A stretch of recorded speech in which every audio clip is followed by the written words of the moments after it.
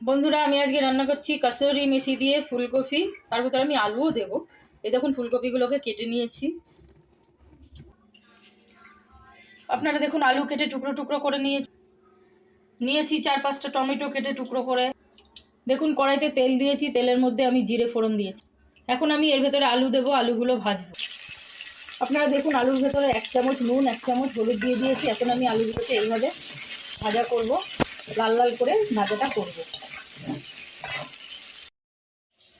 আপনারা দেখুন, আমি মশলা করার জন্য নিয়ে নিয়েছি 2 চামচ আমুলের 2 চামচ পোস্ত, কসুরি মেথি কিছুটা কিছুটা বলতে ভালোই অনেকটাই নিয়েছি। আর নিয়েছি 6-7টা কাঁচা লঙ্কা, ছোটো ছোটো বুলেট কাঁচা লঙ্কা, কালো রঙের কাঁচা লঙ্কাগুলো। আপনারা যে কোনো লঙ্কাই নিতে পারেন, অসুবিধা নেই। তাতে আমার কাছে আগে কালো লঙ্কা আছে, তাই আমি কালো লঙ্কা নিয়েছি। এখন আমি এগুলো সব একসাথে পেস্ট করব। বন্ধুরা দেখুন, আলুগুলো আমার লাল লাল করে ভাজা হয়ে গেছে। এখন আমি আলুগুলোকে তুলে নিচ্ছি।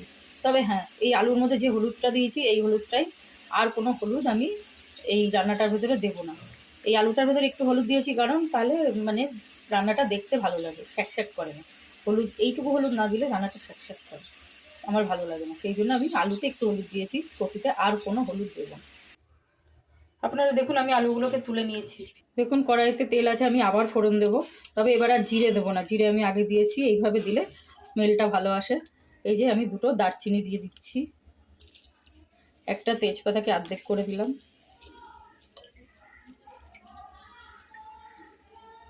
2টো এলাচ, 2টো শুকনো লঙ্কাকে ফাটিয়ে মাঝখান দিয়ে 4টে টুকরো করে দিলাম। এটা ভাজা হলে এর ভেতরে আমি ফুলকপিগুলো দিয়ে দেবো। আপনারা দেখুন, ফোড়নটা আমার ভাজা হয়ে গেছে। এখন আমি এর ভেতরে ফুলকপিগুলো,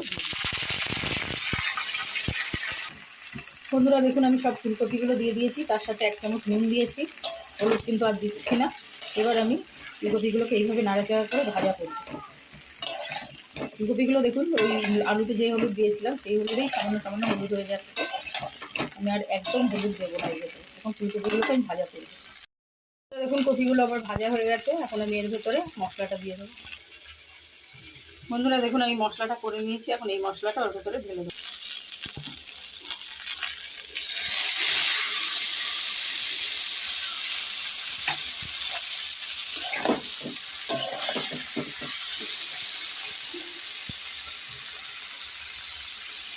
একটু জল দিয়ে দিলাম, এর ভেতরে। এখন আমি এইভাবে নাড়াচাড়া করবো, করতে থাকবো। গ্যাসটা কমিয়ে দিই। বন্ধুরা দেখুন, এখানে যে কাটা টমেটো কাটা ছিল আমি দিয়ে দিচ্ছি।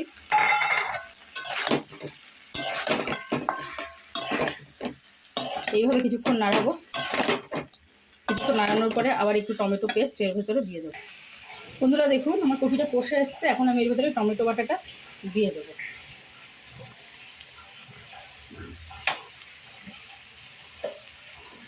এখন আমি এটা নাড়াচাড়া করব, আবার একটু কষাবো।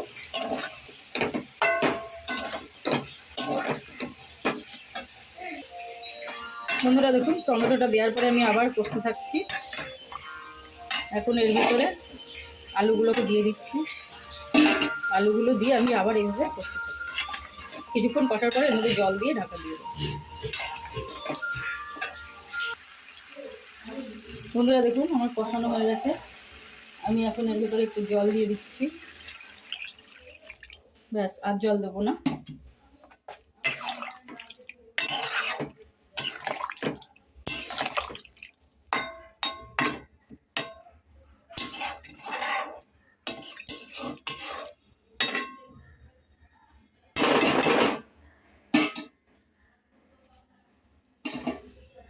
আমি এটাকে ঢাকা দিয়ে দেবো।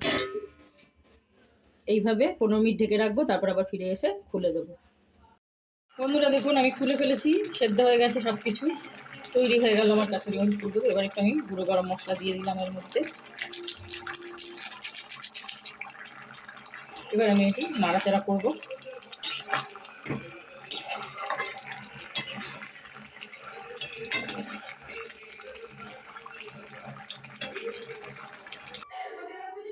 বন্ধুরা দেখুন, তৈরি হয়ে গেছে আমার কাসুরি মেথির ফুলকপি। আমার রান্নাটা যদি আপনাদের ভালো লাগে তবে লাইক, কমেন্ট, সাবস্ক্রাইব করবেন। তবে রান্নাটা ভালো লাগার জন্য আপনারা আমার মতো করে বাড়িতে বানিয়ে খাবেন, তাহলে বুঝতে পারবেন।